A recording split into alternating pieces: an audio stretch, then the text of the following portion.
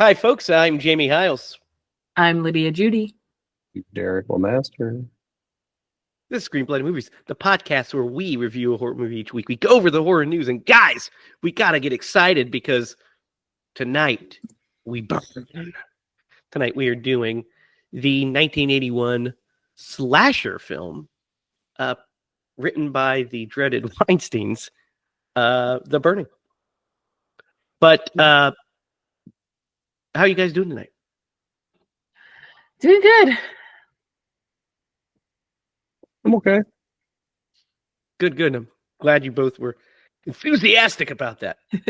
I did not know that until you just said that this was written by Harvey Weinstein. Yeah, I mentioned that last week. I thought you meant that this was the first movie that they produced. I didn't know that he was a writer on it. It makes sense. It makes sense now, doesn't it? Which we'll talk about. There's some I noticed that while I was watching. I was like, oh well, that fucking tracks. Guys, before we get into The Burning, though, let's hit up a wee bit of horror news.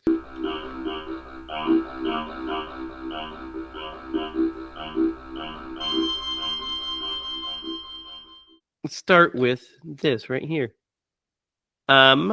So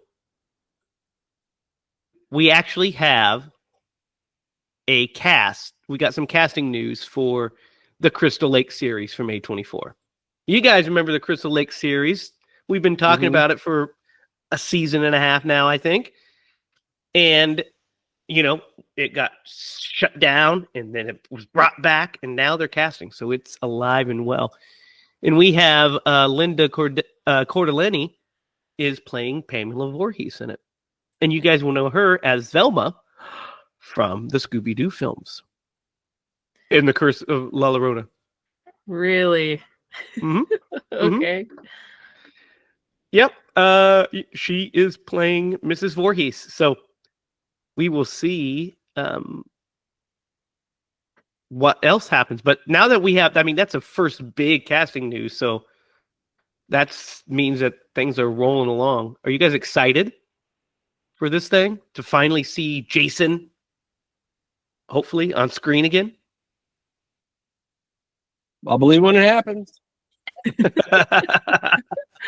Yeah, I think it'll be great. Let's hope. I'm ready to see the big man. Jay, where have you been? Jeez. Just chilling. Freddie, we need to talk about you too, buddy, because it's been about the same amount of time since we've seen your ass. Crazy. I'd have already made 5 of each. Or at least 3. We'll see. Guys, I don't know if you saw this, but Lionsgate pulled Saw 11 from its release schedule and replaced it with The Strangers Chapter 2. Interesting. Right, especially since we know that Saw 10 was really successful. Like, not only financially successful, but critically, it was super well reviewed.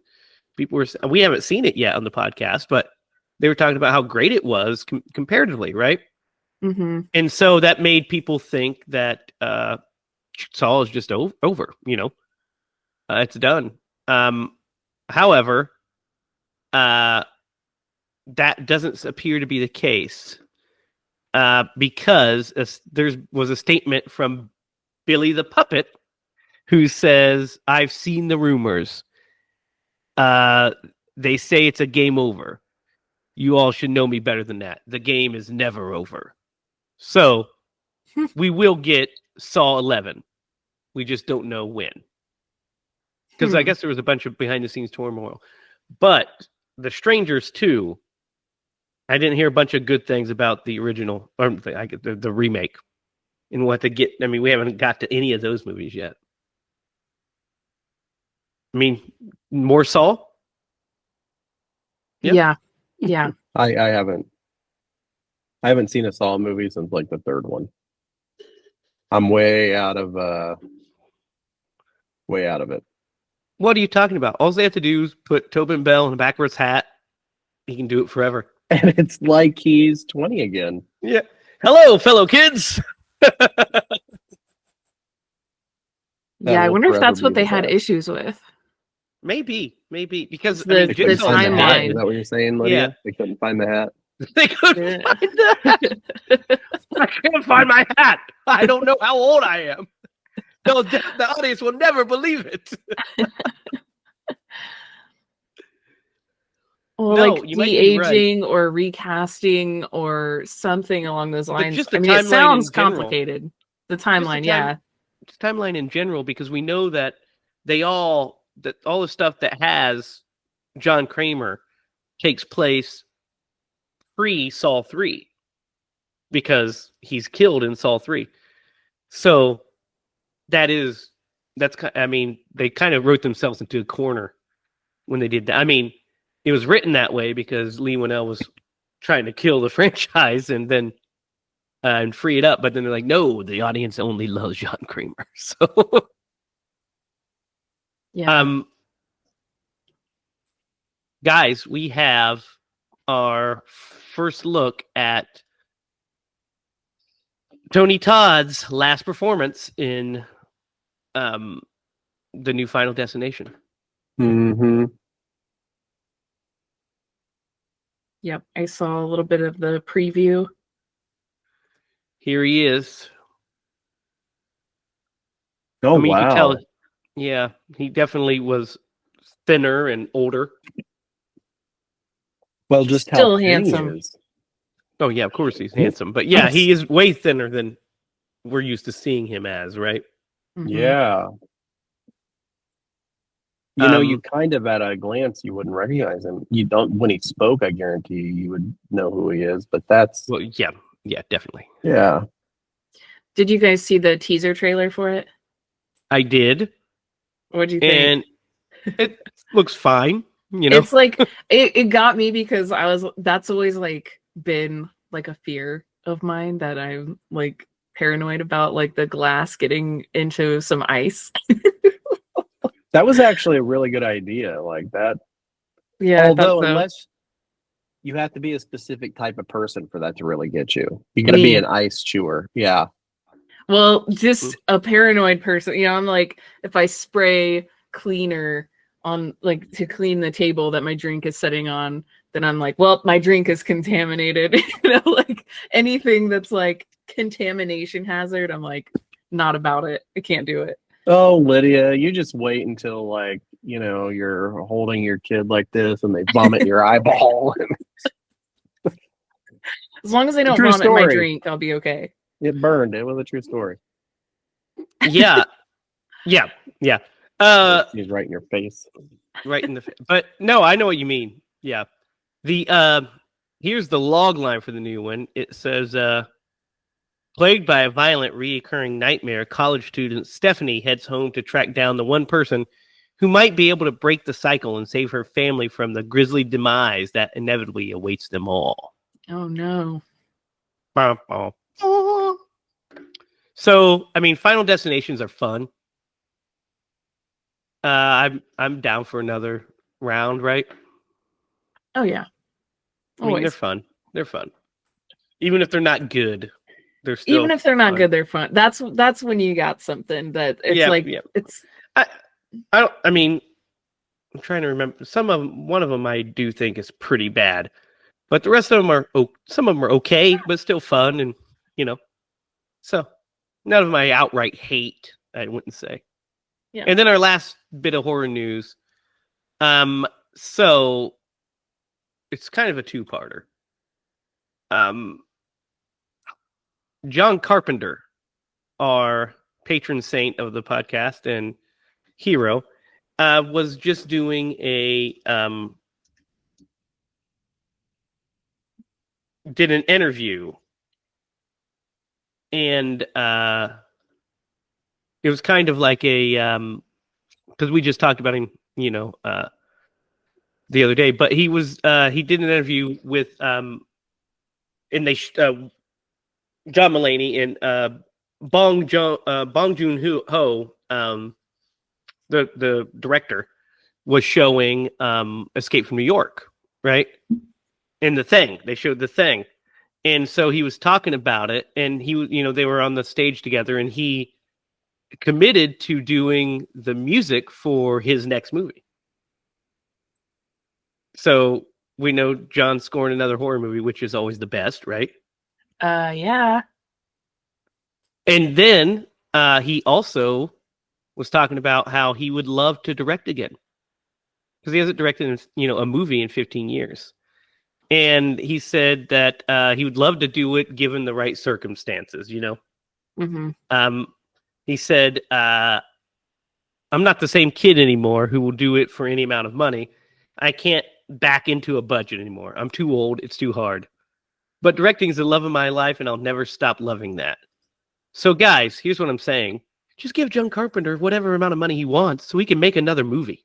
Yeah, dude. What are we doing Honestly, give him the unlimited budget to make the best movie ever. It doesn't even have to be like a $300 million picture. Give him $15 million, $30 million, $40 million to do what he wants to. You know what I mean? And he'll make something incredible. I mean, he made Halloween. He made Halloween. He made The Thing. He made Christine. He made The Fog. Can we please have another one? Yes, he's just the best. Just give him another movie. But the good news is that John Carpenter has not hung up the directing spurs as it is. He's, still very much looking to return to the directing chair. And I, for one, am all for it. And that wraps up the horror news, guys. Not a whole lot. But we have a little bit of housekeeping first before we start into tonight's movie. Because, Derek, you have an announcement to make about our whereabouts in the next month. I do? You do? All right. So we are going to be at Erie Culture Fest in Erie, Ohio, at the Silver Tree Hotel. We're going to have a booth set up. We're going to have promotions for the movie. If you just happen to be in the neighborhood, stop by and chat with us and get to know us and pick up your free lanyard with a little poster that will keep it close to your heart. Yes, because you never know who is your secret admirer. It could be one of us. True. It's true. It's probably Jamie, though. It is, more likely than not. I love you all, so. I just hate people in general, so I'm kidding. That's not the truth. Derek's the biggest softie that's ever lived. I am not the softie you think I am. Hey, Derek, say the B word. The B word? Derek, easy. Next. Say bitch. Jamie's a bitch. Oh, he found a loophole. He found a loophole. Have either of you ever seen this movie? I'm gonna say no, but it seemed really, really familiar to me, like the whole time I was watching it. Well, there's reason that some of it feels familiar, right? I mean, a lot of it feels familiar because it's Friday the 13th, but right, yeah, 100% it is. But besides that, yeah. So this is your guys' first watch, really? Yep. Have you heard of this movie before? Nope. I think I have heard of this movie before. I think I've told you about this movie before, Lydia. I think maybe that's it.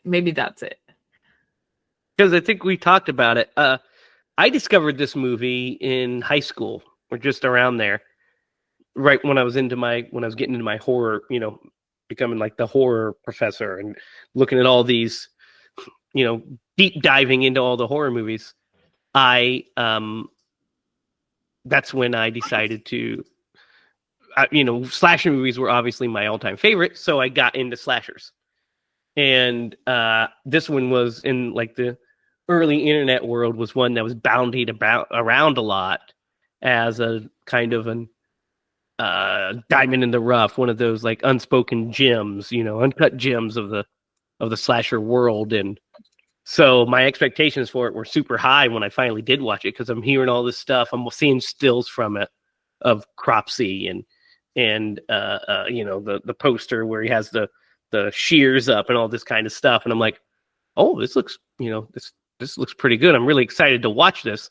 So I sat down to watch it. I found it at the video store, rented it, and watched it, by myself. So I've seen this movie about maybe, I'd say like 3 times, maybe 4 times. Seen it more times than like, you would think, just because it would be on, or I would be searching through Shudder, for instance, and I'm like, I want to watch a slasher. What's one I haven't seen, or one I haven't seen in a while? What's an 80s one I haven't seen in a while? And this one was obviously there.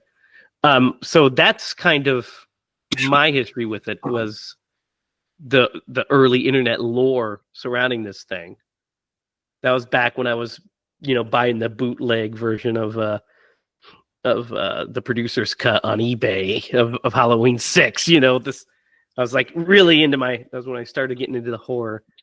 I was a nerd back then. I just was collecting horror stuff and had a bunch of horror memorabilia all around. What a nerd. The irony is not lost. Just like surrounded by horror memorabilia. What an idiot. But so yeah, so this movie is infamous because of several reasons. One, we kind of talked on, it's the Weinsteins wrote this movie, and it's their first produced movie. They co-wrote this film. Also, Tom Savini does the makeup effects, and he turned down the opportunity to do Friday the 13th Part 2 to do this. Because he didn't want to go back to that world. He didn't really, what the problem was, he didn't think Jason should be the killer. He was wrong on this. But he thought that it was a stupid idea to make Jason the killer. He didn't understand it. He's like, that is some movie trivia that you will not get anywhere else except probably on a commentary DVD and here. So yeah. He hated the idea. He always thought it was like, he ended up growing to like it, of course, but then he hated it because he's like, Jason was a victim. He was just a poor innocent boy, and then obviously, this is not that Jason. movie, but just thinking about it, like when they pitched the idea, I probably would have had a similar concern, like, in the moment, like, oh, really? Interesting. I see where he's coming from, really, what I'm trying to say. Yeah, well, he loved Jason because he created he created the Jason that we see at the end of Part 1, young Jason. And he saw him as like this kind of helpless victim. So for him to turn into the Jason that we all know and love and adore was a big shock to him. But so he did The Burning. And there's actually quite a few similarities between The Burning and Friday the 13th Part 2, with similar like scene setups. Mainly, so they both have some skinny dipping scenes where clothes are stolen. They both have the campfire story that kind of tells that is interrupted by a fake scare. Both have those. Now we'll get into which one of these movies handled each of those scenes better. I think we kind of probably are all in agreement which one did, but let's get into this thing. What do you guys think? So basically, this is kind of the Cropsey legend, which is kind of an urban legend that's been around forever of Cropsey. What do you guys think of this opening and like kind of the setup of this? Those little bastards. That's what I gotta say. Go ahead. No, I was like, they didn't light him on fire purposely. They just tried to scare him, I suppose. But the prank was pretty malicious, though. Well, yeah, definitely. Apparently he was mean to everybody. He's a drunk and mean and awful, whatever. But yeah, it was a malicious prank for sure. they put like a skull lit skull and Yeah.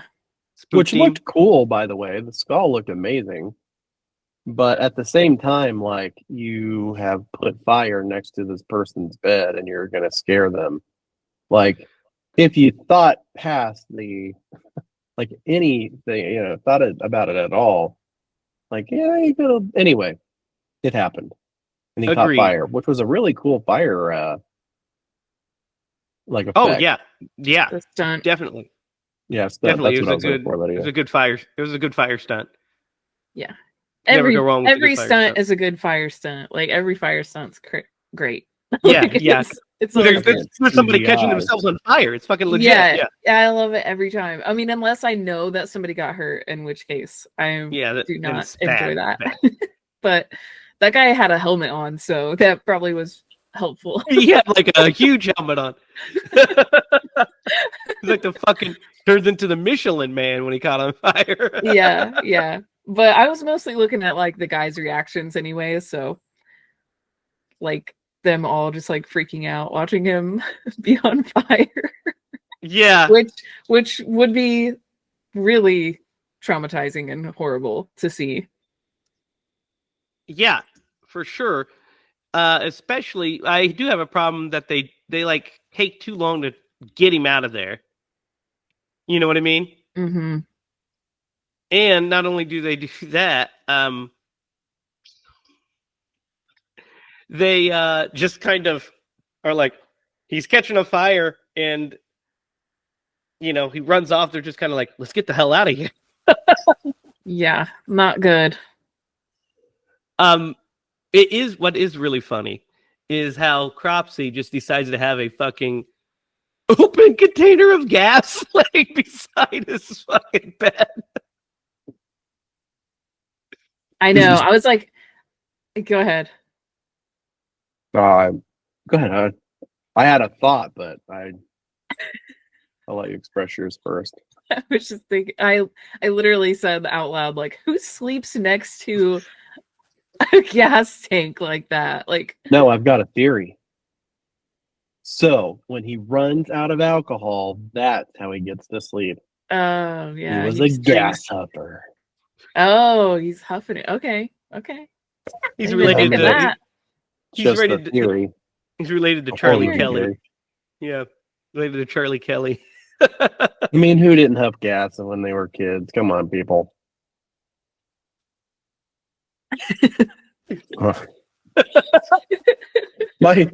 my brother was like, "Hey, Derek, check this out." So I mean, yeah, That kind We of all explains wonder. a lot. That does does explain a actually. lot, yeah. Yeah. But I was only like 4 or 5, maybe. I was maybe 5, and my Oh brother my was God. like, "Here, Derek, like huff this gas."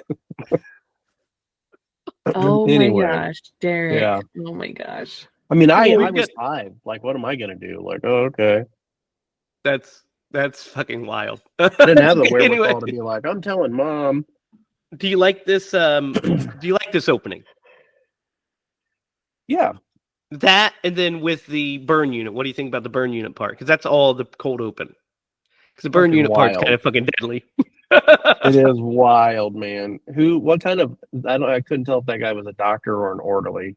I think he's an orderly, right? Yeah. Who takes Yeah, the for sure. doctor in there to be like, you ain't gonna last a month if you can't come in here and look at this ugly guy.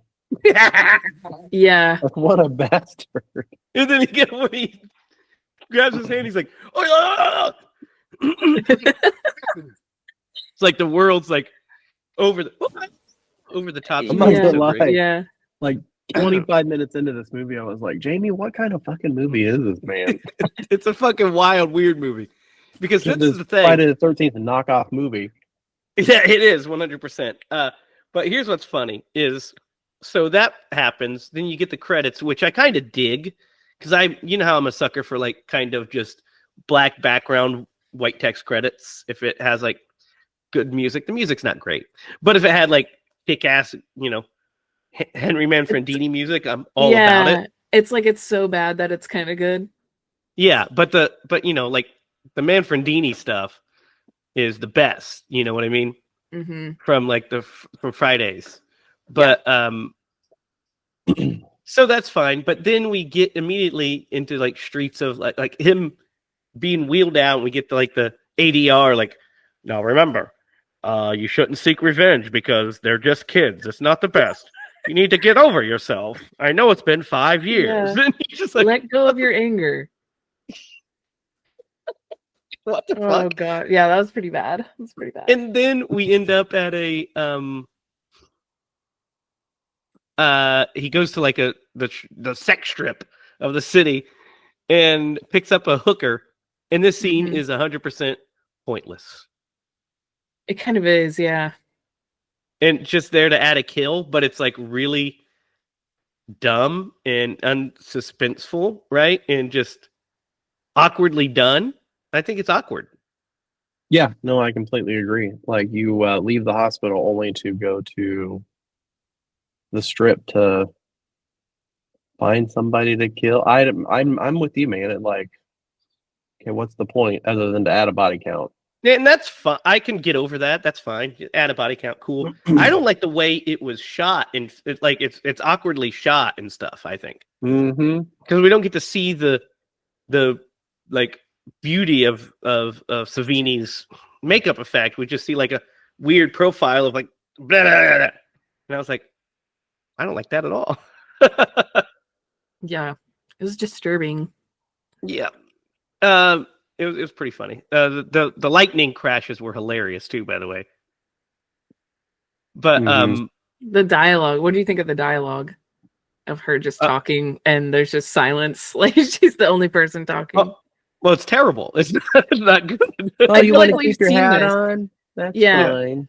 We've seen this before in a different movie. I just can't think of which movie it was. Of like a prostitute just like walking around her bedroom and like talking and being terrible acting. What was that? Oh, it was that fucking terrible Chuck Norris movie.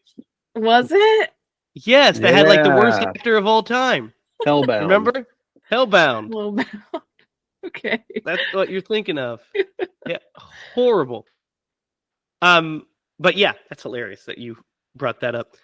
But yeah, and then we're introduced to our camp, and so for like the next 30 minutes of this movie, it's just like kind of like meatballs, right? Yep. It's kind of like a low rent meatballs Mixed with a little bit of pervert and awkwardness. Well, they're trying to throw in like a little bit of suspense, but it's not really landing. But I will say some of the so we meet some of our characters. Jason Alexander is in this as like he's like the cool, funny kid. And he's actually pretty great in this movie, if you want me to be honest. Yeah, I think he's great in this movie. He is. He's like He so really good. is. He's so good. He's I was shocked. super charismatic, and you're like, I'm glad that he doesn't die. My only Yeah. complaint is that we don't see enough of him after those initial early scenes. Yeah. Because he's really good, I think. You know who my favorite character is in this Who? movie? Glazer. Oh, Glazer's fucking deadly. Yeah. Dude, I mean, what? I am not a female. I'm not a female, obviously. What? But like, what appeal does somebody like that have to the opposite sex? Because man, he has got shit for brains and is just kind of a dopey jock, I guess. Yeah. Dude, he's awful. A stereotype of the time. I understand that, but Well, man, it's probably the truth of the time. Yeah. Dude, You know? could have been. he's pretty bad. Like, yes, that's what's funny is all these kind of weird things because so before we get to Glazer, we're introduced to our kind of quasi lead, Alfred, and so we have the whole opening baseball scene, which just takes forever, and then there's just like they're just all the guys are talking about the girls' butts and stuff, and you're like, I like butts too, but it's like okay. And then we get the worst like faux suspense scene where she goes to get the baseball from the woods Mhm. Oh and my god. it just takes forever. And then we get that horrible insert shot that's clearly shot at another time of like the Yeah. the shears, and Yeah. then she grabs the ball and leaves, and you're like, where was he in fucking relation to her at this point? Like, how does Yeah. she not see him? I don't There's understand. something about like the formula of this movie that you're just like, well, she's not gonna get killed. It's too early. Well, and it's like they try to do the tropes, which is great. I don't have a problem with that. It's just the execution's wonky. Execution's wonky on almost everything, I feel like. Mhm. But guys, when the one girl is in the shower and we get our first gratuitous boobs, she's in the outdoor shower. The outdoor shower. And we get like just, lingering shots. I mean, they're lingering shots on her. Trying to supposedly build suspense in your pants. But but dude, the scream happens and that should be like a scare moment. But it takes everybody so long to get there that by the time they get there, all the tension's gone. Right? So they have to go, what was that? Hey, did you hear that? Frank, did you hear that? Let's run 3 miles to get to the outdoor shower. Mm-hmm. Yeah. And then he is a peeping Tom. He's like spying on her in the shower. I just was trying to scare her. And this is our lead. One of our leads, at least. And guys, may I remind you again, this movie was co-written by the Weinsteins. Yeah. Yeah, so it's probably a mixture of like Alfred, Eddie, and Glazer are like the Harvey. or Harvey. He was telegraphing that shit since the 80s. Yeah, man. That scene, and the fact that he's like, I'll talk to him. What are you talking about? What are you talking about? It's fine. I Whatever. mean, to be fair, I'm like during this period, I am sure they swept that stuff under the rug. Oh yeah, probably. It wasn't like I mean, they really didn't take much of it seriously, I'm sure. But Unfortunately, then that same girl is all like, Eddie's like flirting with her, and everything. We get another false. We get a couple of scares that just when he sees his face in the window. What do you guys think of that bit? I had to rewind it because it was really fast. It's too fast. It is too. I mean, they're still at this point kind of hiding it. Well, in which they should, but we Yeah. didn't even get like a shadow. We just get like a half second of something in the window. You know what I mean? Holly Hunter is in this movie? Yes. I didn't even recognize her. She was just so she's young. She's real young in this movie, for sure. Yeah, this movie has a lot of people in it. But yeah, so that lunchtime when they're eating the dinner, and the one camp counselor is talking to them about the trip the next day, and he's blabbing on for like, I guess, 25 years. And as he's talking, the one guy goes to get his vitamin E, which Fisher Stevens, and we're led to believe that he might be the first victim. And then we get another false scare. What do you guys think of this one? I liked this one. I thought it was kind of good. I thought he was almost fell for it. Yeah, I thought he was going to get it, but alas, he did not. No. So he does live a little longer. So those are the only hints of horror in this first section, because we're kind of introducing our characters, and because I really don't know any of their names except Todd and Alfred and Dave, which is Jason Alexander, and Eddie. I guess I remember Eddie and Glazer. So I know the ones that are deadly, but Yeah. I didn't learn anybody's name in this movie, I think, as I was watching it. And I was kind of like, by the end of it, I was like, how am I even going to talk about this? Because I don't remember anybody. I don't know who any of these folks are. Glazer is such a weird name that I kind of remembered that one. Yeah, you wanted to say Blazer, Glazer, Taser. Michelle. But so they go on the canoe trip, and this is when we start to get some body counts. So the first ones to bite the dust is Eddie and what's her name? Do you get Sally? Is it Sally? I think it's Sally, right? Sally Sure. or Karen, one of those two. Sure. Of course, Yeah, it would be Karen. Let's see. I'll remember here in a minute. Let me look through this. Eddie, blah blah blah. Oh wait, we have to talk about that too. So as Karen is the first one to die, but we have to talk about the campfire scene where they tell the story of Cropsey. What do you guys think of this scene? It was fun. It's always fun to have a campfire scene. Yep. Mhm. So, which do you think did the scene better, this or Friday the 13th Part 2? I'm going to say Friday the 13th Part 2. Just the campfire scene in general. Yeah, the campfire scene. Man, I'd have to. I don't know. I don't remember the one from Friday. Oh, I remember it well because it's like seared into my brain. I've watched it so many times. Yeah, Well, Friday then 2 we is know the what better.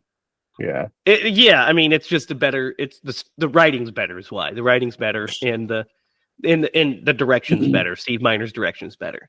I was going to say, like, there's almost like an atmosphere that you feel from that one, where this one is kind of like, I don't know, there's something about it. There's just something. Yeah, different well, about and it. then the way it's the editing and stuff, like, because the way they pull out for like everybody, it's just not as like the Friday the 13th one works because also we have the great Henry Manfredini music. We have we have Steve Miner's direction, and we have the performance is really good. You know, I'm going to give it to you guys straight about Jason. You know, and starts telling all of it. This one's he's whispering it like this. Let me tell you about it. You know, Yeah, it's fun. It's fine. it is. Yeah, it's good. It's fine. The mask is horrible.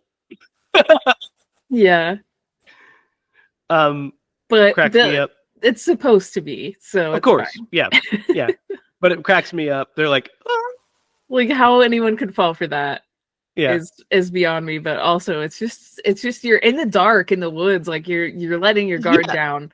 You could be scared by any little noise at that point, you know. yeah. I mean, look, I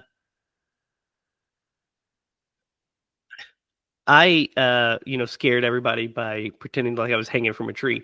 So it does happen.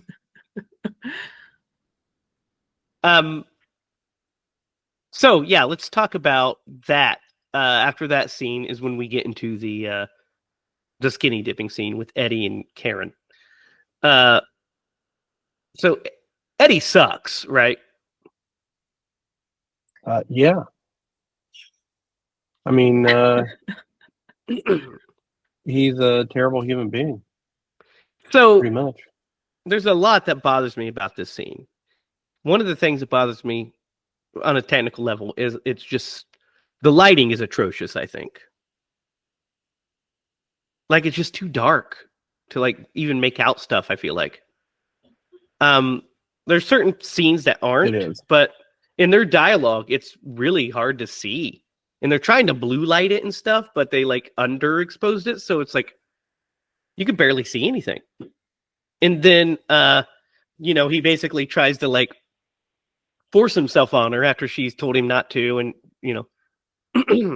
he throws her and says, "Get the fuck out of my face," or whatever. Mm-hmm. And she runs off, and then the clothes are stolen. And so she has to run in the woods nude. I will say, when she goes out of the woods or into the woods, it's easier to spot her in the dark. because she has some noticeable tan lines that moon's reflecting off of. Mm-hmm.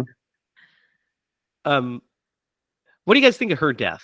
Because what do you guys think? It's hard to make out, I feel like. Mm-hmm. Yeah. Yeah. No, they didn't do themselves any favors with that.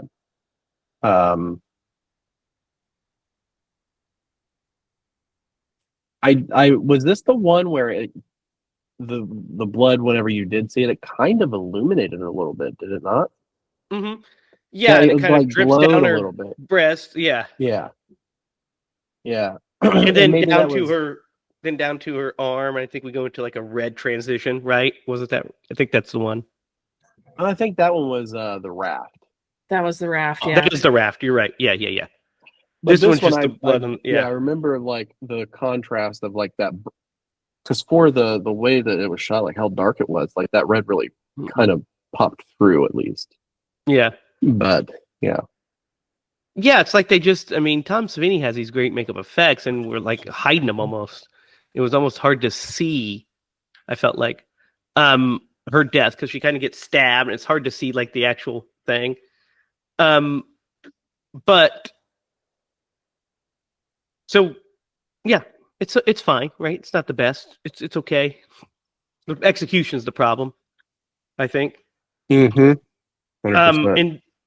And then everybody's going to look for Karen the next morning because Eddie apparently gets out of the skinny dipping, then just like naps on the goes to sleep. Goes to sleep. Yeah. All right, I almost assaulted a lady. I need a nap. Yeah. So My weird. work is done. Such a weird thing. My work is done here. How could you possibly just go lay down on a blanket and fall asleep? Like even if that all didn't just happen, it's like you're just gonna go lay down alone in the woods on a blanket and just fall asleep at night. You know. There's no way. You know. Oh, he has a rapist wit. That guy. Yeah, I guess so. He's a creep for sure. Creep for sure. So he so when they go to like look for her and they find out that all their boats are gone. So then we spend the next section of the movie with our characters building a raft. Right? And while this is going on, your best friend, Derek, in the whole wide world, Glazer, starts assaulting the other lady. Yeah. Sally. He starts assaulting Sally. Like she's like, Glazer, not now. And we're supposed to be looking for wood. And he's like, I know we're kind of stranded here, but let's just do it. You're like, what the fuck? Yeah. One thing I noticed about these two guys specifically was them being like, I just don't understand you. I just can't figure you out. It's like, yeah, take a hint, bud. Like, calm down. I don't understand that you don't want to have sex with me. Yeah. Definitely couldn't have been the writer coming through. That's yeah. Harvey Weinstein, that's why he's like frames them as like the heroes of the scene. yeah. These women, they just say no to everyone. Even really cool guys like Glazer. Yeah. Even though the women are written as like they're still kind of into them. Oh, like, they are 100% into them. They were even talking about how that girl said that she was scared of him. I'm kind of scared of Eddie, but I like him. Yeah. Yeah. And I'm like, no, dude, that's not okay. Not okay at all. That's horrible. Creepy. Yeah. So they get the raft. They build the raft. And they all take off on the raft. And this is the basically the showpiece of this movie. This is like the scene, is the raft scene. This is what, when I was a kid researching this movie on the internet, early internet, this is the scene that everybody was talking about. I remember reading, we're going through remember when IMDb used to have the messages, the message board, and you could comment on the movies. I remember seeing it and going through the message boards, and everybody was like, "Oh, the raft scene is an all-time, and the raft scene is one of the best scenes in all of horror cinema, one of the best slasher scenes ever made."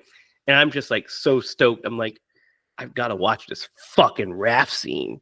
Yeah. What's the scene about? And I'm picturing it in my head like they're on rafts.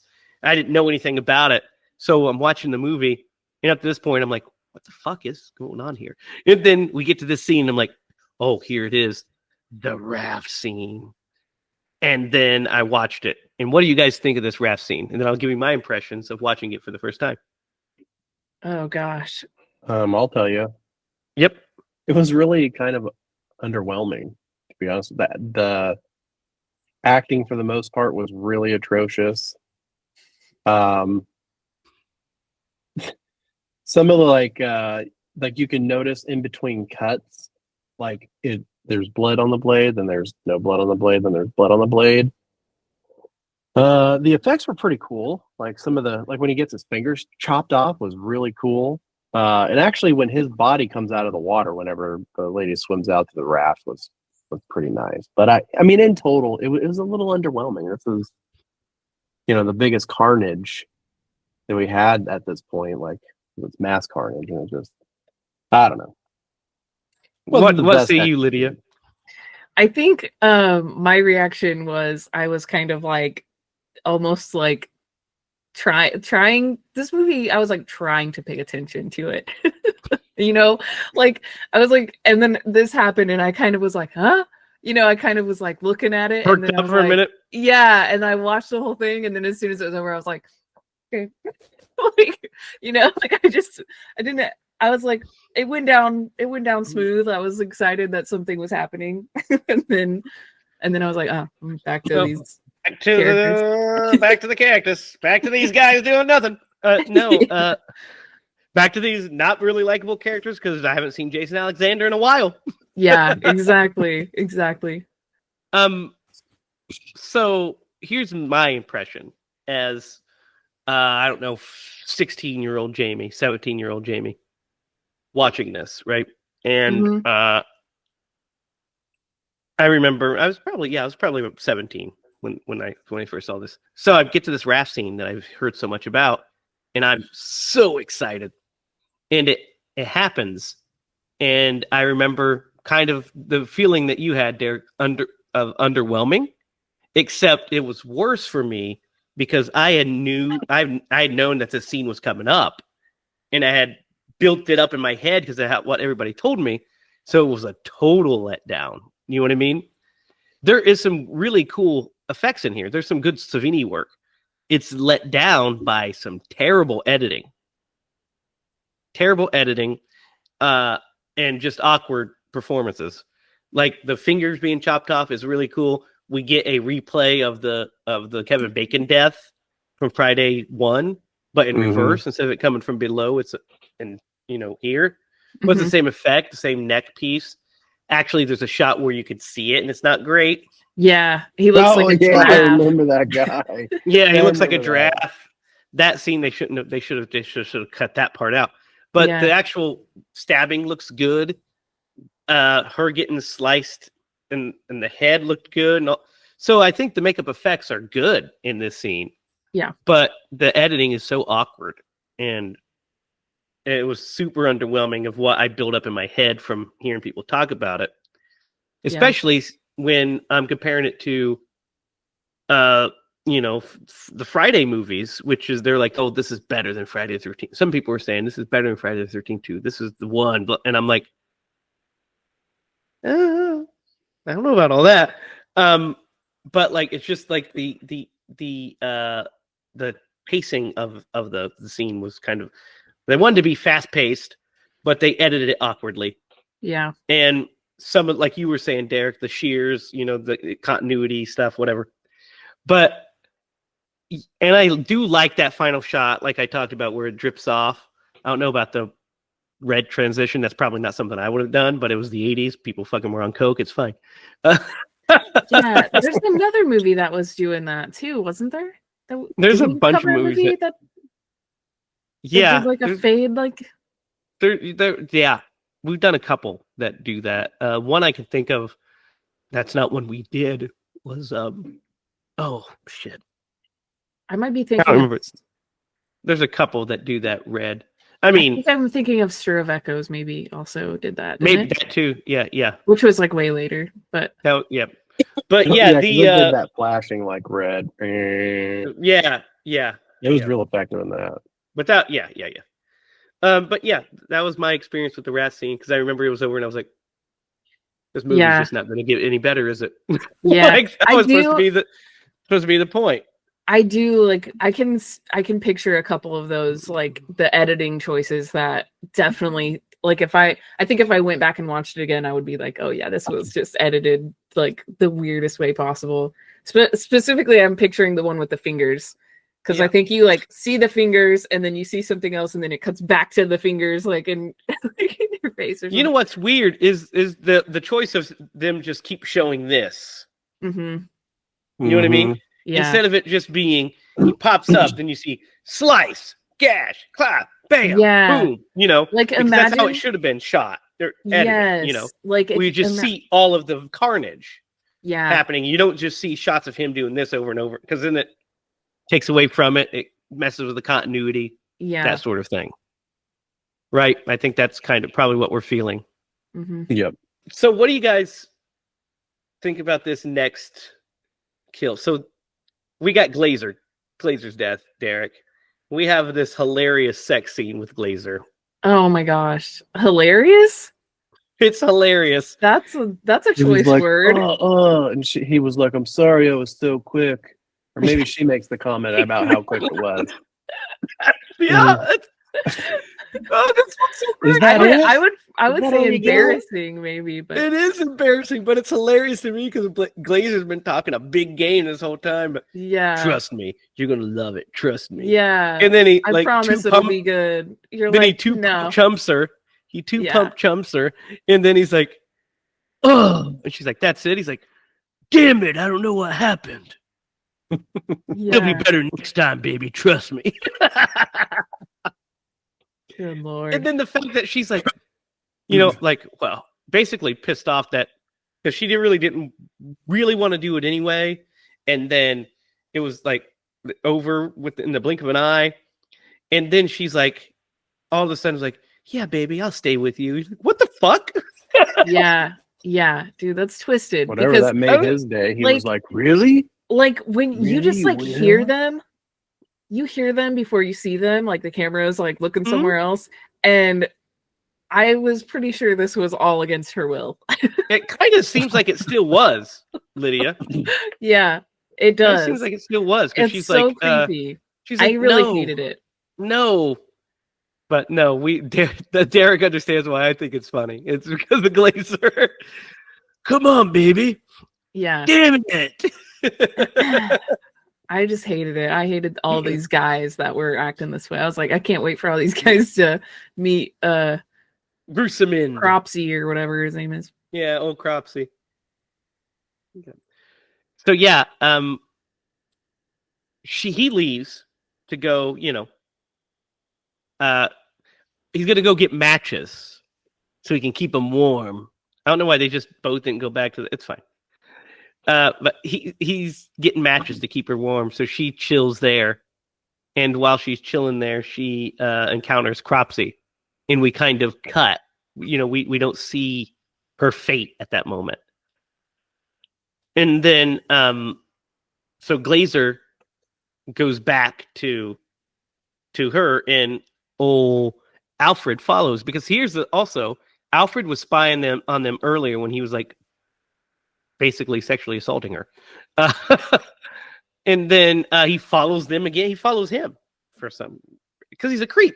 Because he's a creep, guys. He's a peeping Tom. So he goes to follow them. I'm sure to peek on them having sex. Yeah. Right? It seemed like that's what it seemed like. I mean, that's what he's already done. Yeah. He's already done it. So what do you think of old Glazer's death, Derek? I think this one's actually pretty good. I think this is one of the best deaths in the thing. In the movie. What do you think? Does he just? Is there something specific, or did he get shoved in the chest with it? No, he stabs He him in like the throat. lifts him. Yeah. Then He's like lifts him carrying up. him. Yeah. And slams him into the tree. Okay, now I got Like he you. has a pretty good gnarly death. I think his death's the best one that we actually see. Yeah, you can see how underwhelming I felt. Actually, in that one, I do remember him hanging from the tree. Once you said Yeah, that, we see his feet. It's pretty decent. It's all right. Yeah, That one was the most like Friday the 13th one too. I feel like, Yeah, you know, yeah. like Yeah. like you could see Jason doing that probably more than Cropsy, See? like lifting him up off the ground and carrying him in the air. Yeah. Like that's a Jason move for sure. That's a Jason move for sure. Yeah, Cropsy is a weak ass bitch. So there's no way he can do that. Yeah, he's like a serious like burn, like actual burn victim. Yeah, he's a burnout. that is terrible. They should have changed his name to Crispy.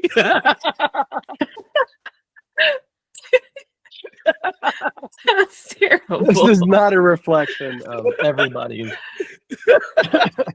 Oh my gosh. Cropsy's man. more like Crispy. What if this movie was just called Crispy? That would have been the best. The burning sounds like chlamydia or something. That's a good point. I don't. Sounds like a venereal disease. If you would have named this something else, I feel like it would have been like Cropsy or something. You know, like I think they didn't name it Cropsy because at the same time there was a couple other Cropsy movies being made. Madman is one that was a Cropsy legend that ended up being changed to Madman Mars. We'll have to do Madman at some point because it's fucking as wild as this one. Madman is wild. I have some thoughts on Madman. But so guys, this leads us to the third act, which is the longest third act, I feel like it's just so long. Because we have multiple things going on and there's just zero tension to it because we have all these other stories going on at the same time that it takes away from the other ones. So Todd, he calls Todd in to follow him. Alfred does. To say, hey, they killed him. Todd arrives there, finds him dead, Glazer dead. He gets hit in the head by Cropsy. And then Alfred starts running and Cropsy's chasing him. Meanwhile, the raft returns with all of the dead teens. Our surviving teens see it and they freak out. The main woman, the main counselor, she from Bloodsport, she gets in she gets back to the camp and says, I need one with an outdoor motor. And then they, I guess, call a helicopter as well. That's all. All this is happening. While all this is happening, by the way, Alfred is just running in the woods for like, I guess, days because he's just running. And I don't know if you guys noticed, but his run is fucking hilarious. He runs like this. that's how I run. He's like, shoulders are up. You see his silhouette. Cracking me up. He must not have taken the same class that Tom Cruise did on. No. Tom would have looked amazing running in this movie. They were like, "We'll just leave it up to you to figure it out." Yeah, And that's what it came up with. Cropsy would never catch Tom Cruise. No. He'd be like next state over already. Yeah, absolutely. Tom Cruise would have smoked his ass. He'd have just cruised right out of there. Yes, he would have. He would have turned on the afterburners. Anyway, this so Alfred gets caught by Cropsy and impaled onto the wall with his shear. Ouch. And Todd is trying to go save him because Todd likes his kid for some reason. I don't know. But Todd, we find out, shockingly, guys, you never saw this plot coming, right? You never saw this twist coming. But Todd was one of the boys from the beginning of the movie That burned Cropsy. Mm-hmm. Are you for real?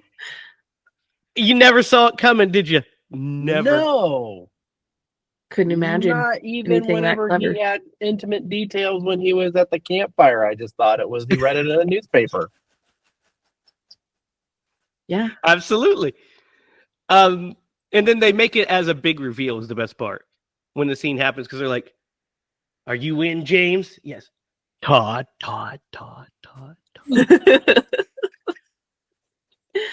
And he's like, "Oh, definitely." Yeah, definitely. And then so he's like trying to atone for his sins by returning to the camp and trying to, fix the malfeasant youth, I guess. But it gets so funny because, like I said, this is all happening to the backdrop of these other two plot lines of finding the dead bodies and then her trying to get there to rescue them. But it just lacks all sorts of tension. Any semblance of tension's gone. So when Todd gets there to save Alfred, he like gets attacked by a cart, and then Cropsy just shows up with a flamethrower. Which why would he be wielding that? He knows. Like I thought he would have Frankenstein syndrome. You know. That's a good point. But what do you guys think of the Cropsy makeup? Because it's the first time we see old Cropsy. I thought the campfire mask was better. No, I'm just kidding.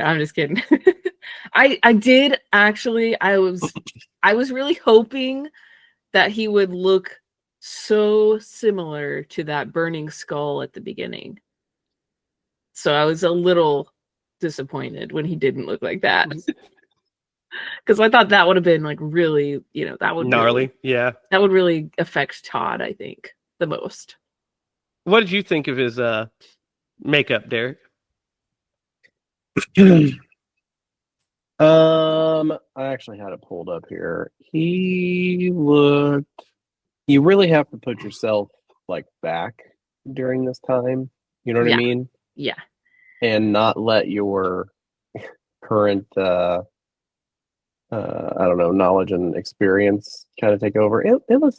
You know what he kind of looks like? He kind of looks like a centipede. No, I don't know.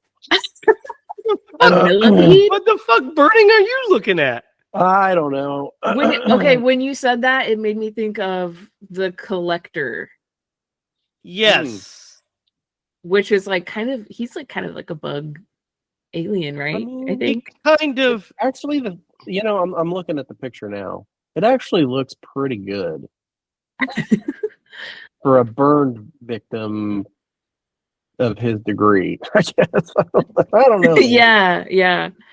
That's what I'm saying. I'm like, he looks kind of sculpted. He looks like the guy from not the Dragon, the one with Hannibal Lecter, where he escapes and he goes and visits Red his Dragon. old He brother. kind of looks like Mason Verger. Oh yeah. Kind of, yeah. Gary No, Oldman, I don't right? think That was his. Gary Oldman. Yeah, that's Gary Oldman. I don't think Okay. Cropsy's makeup looks bad. I think it looks. No, I think pretty, it looks. I'm pretty looking good. at it now, and it looks pretty good actually. It looks pretty cool. Yeah, it's It a looks pretty cool slightly makeup inspired design. by Jason a little bit. Yeah. Well, yeah. I mean, it's Tom Savini. So, no, I think it looks pretty good, right? Mm-hmm. Here's what's not good though: is this entire third act because he shows up with the with that flamethrower, turns it off, then attacks Todd with the flamethrower. Todd falls down, and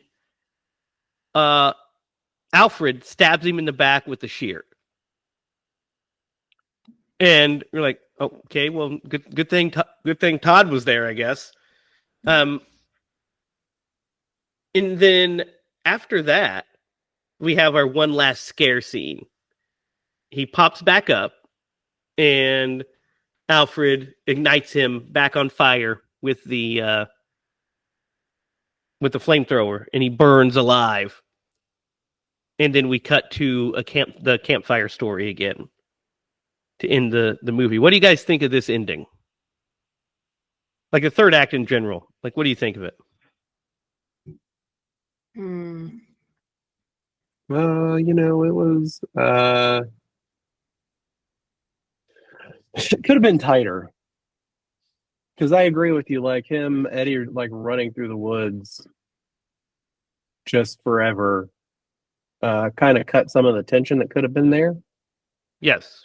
And, it was maybe a little overextended, like the whole fight scene at the end. Again, he gets just caught on fire. I think the actual ending part is pretty good. What, him getting caught on fire? Yeah, like that the whole like end fight, not like all of the stuff that led up to it, but like the actual end of it. And then although he has a flamethrower,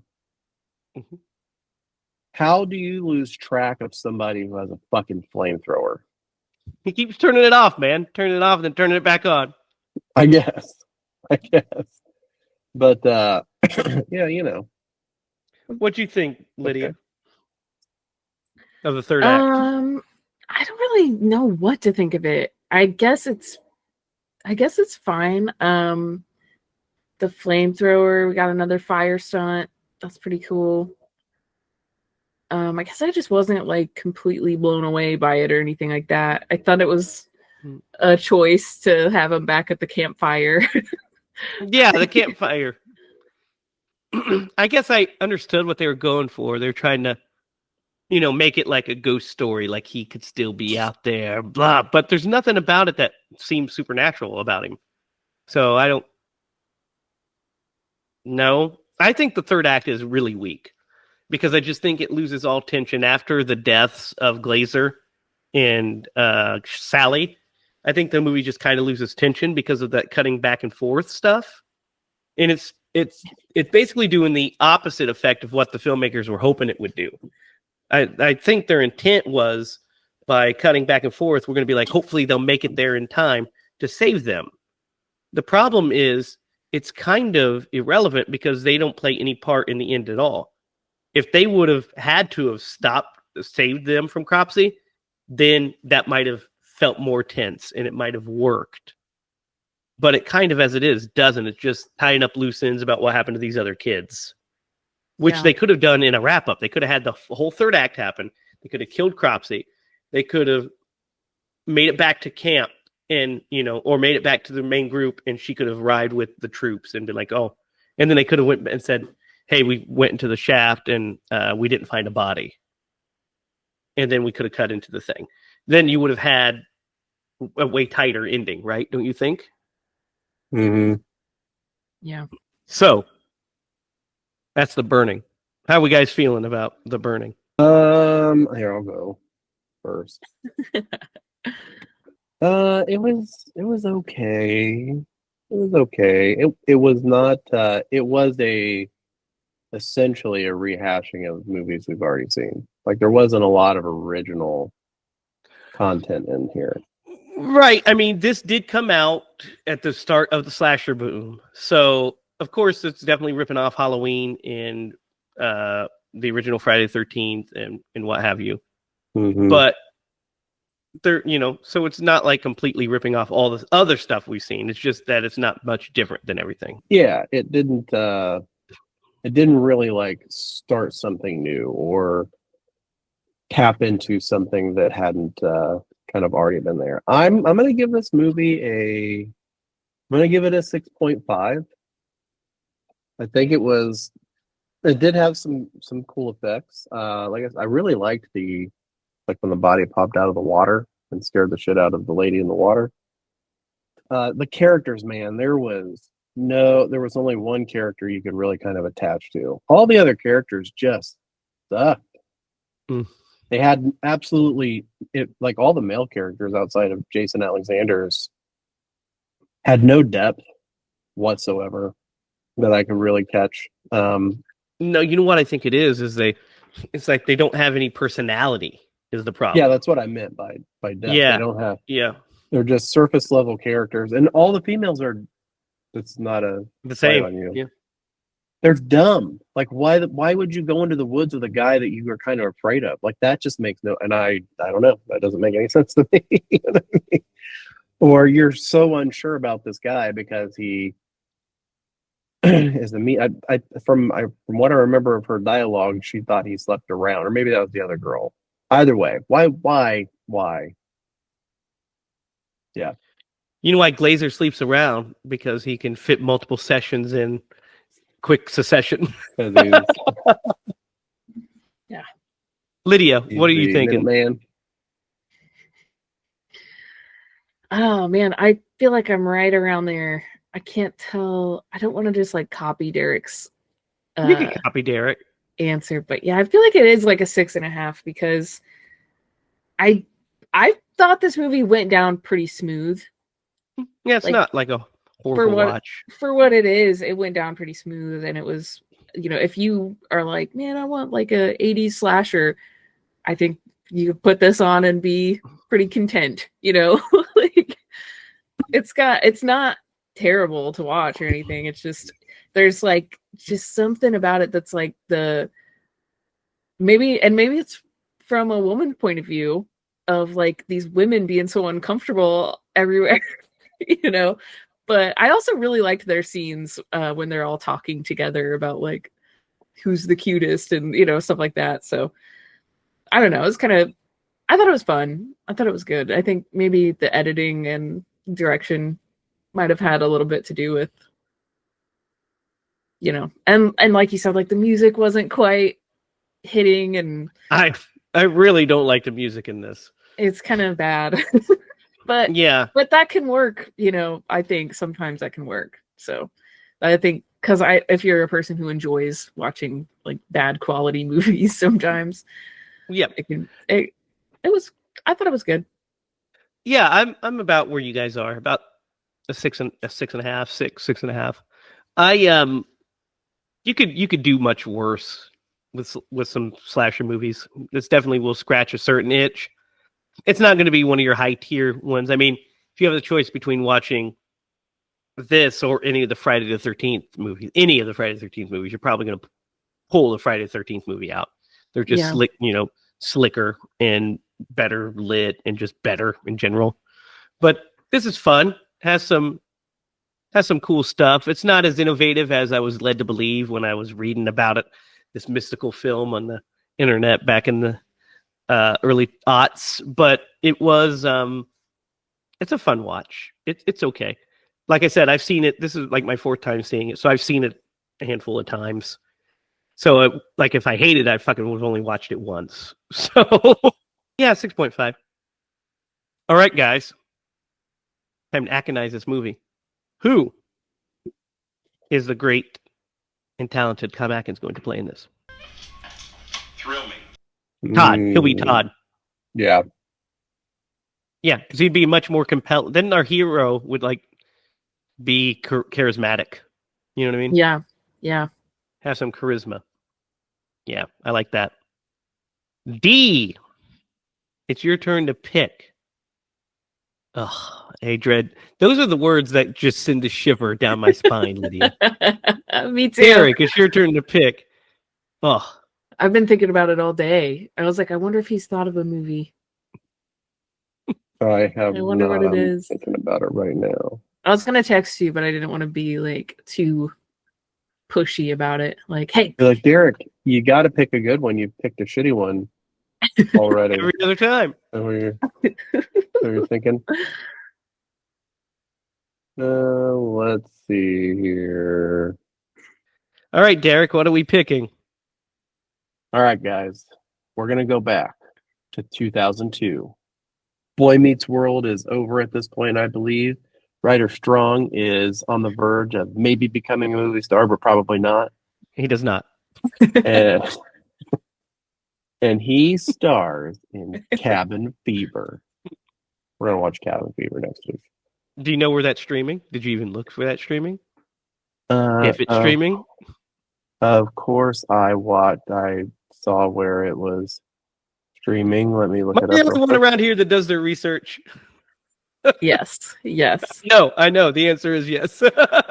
Let's see. You can watch it on Stars, Hulu, Sling TV, Roku channel, YouTube TV, Apple, So Fandango none at of those home. are streaming free. Not that I see that. Actually, I mean, the Hulu, Roku I channel. guess. Oh, that's a premium subscription there. I Yeah. don't think so. Yeah. Hulu, if you have Hulu, you're good. If you have Stars, you're good. Lydia, you have All any of right. those things? I own this movie. Oh, Aha! See how good it is? I I do think not. I got it out of the $5 bin. That's Bargain. That's a Sounds about bargain. right. All right. So we will be doing Derek's burying the lead here. It is Eli Roth's Cabin Fever, by the way. Eli Roth's Cabin Fever. He leads with fucking Ryder Strong and not Eli Roth. Get the fuck out of here. Right? Good point. But next week we'll be doing Cabin Fever. So that's our show for this week. If you want, please go down to the go in the description. You'll see the link for our Facebook and our website. Check those out. Keep up to date on all things Screen Bloody Movies and HiLa Productions, the movie itself. If you happen to be in the Erie, Ohio area, in the last week of April, second to last week of April, give us a